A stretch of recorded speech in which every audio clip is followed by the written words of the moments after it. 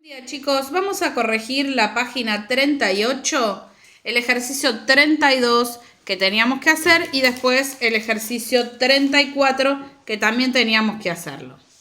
Para poder hallar el valor de x tenemos que recordar que son ecuaciones. Una ecuación es una igualdad donde interviene, donde participa una incógnita.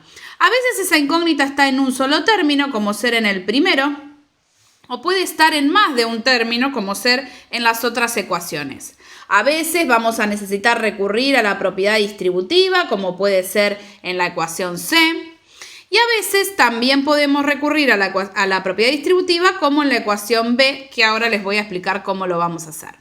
Entonces, lo primero que vamos a hacer en la primera ecuación es pasar el decimal 1,5, un entero 5 décimos, a fracción.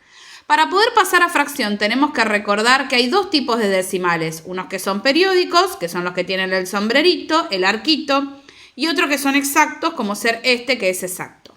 Por lo tanto, este decimal pasó a fracción, 1,5 pasó a fracción, es 15 décimos, que si lo simplificamos, dividido 5, nos va a dar 3 medios. Eso es lo que vamos a poner en el lugar de ese numerito.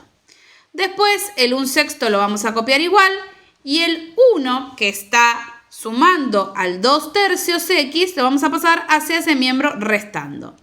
Y nos queda el 2/3 x en el primer miembro, es decir, del lado izquierdo. Luego hay que hacer toda esta cuenta, agrupar todos estos números que no tienen x. Entonces busco el común denominador entre 2, 6 y 1, que va a ser 6. 6 dividido 2, 3 por 3, 9. 6 dividido 6, 1 por 1, 1. 6 dividido 1, 6 por 1, 6. Recuerdo respetar el signo que tiene entre la fracción. 9 menos 1, 8. 8 menos 6, 2. 2/6. Que si lo simplificamos es 1/3. Ese es el número que vamos a poner aquí como resultado de esa cuenta. Por último, entre el 2/3 y la x no hay nada, es decir que hay un signo de multiplicación y por lo tanto el 2/3 va a pasar hacia el segundo miembro, es decir, hacia el otro lado, dividiendo. Para resolver la división, recuerden que una de las estrategias es convertirla en multiplicación e invertir, dar vuelta a esa fracción.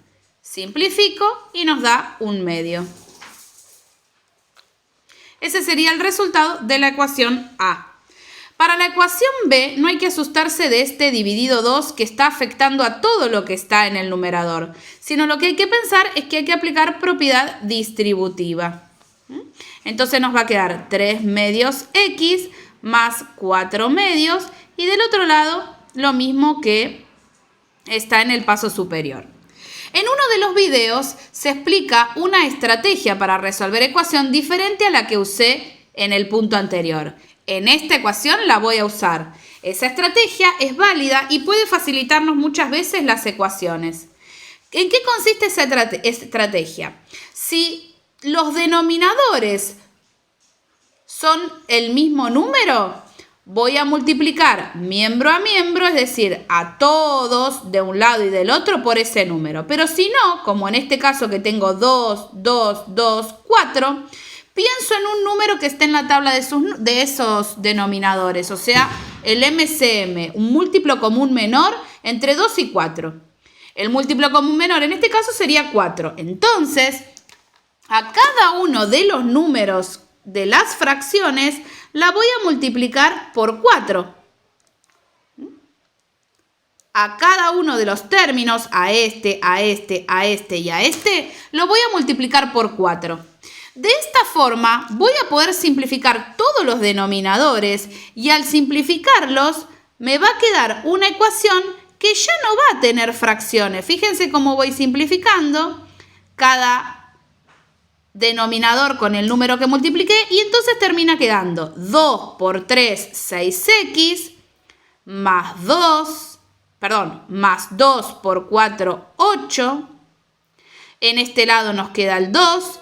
Y en este lado nos queda solo 3x.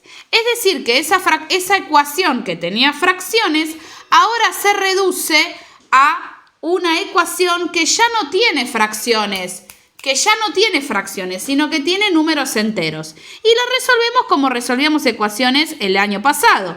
Pasamos el 3 con el 6 a la operación contraria, es decir, restando.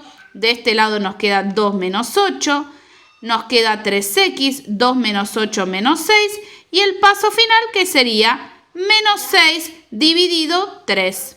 En este caso nos da menos 2.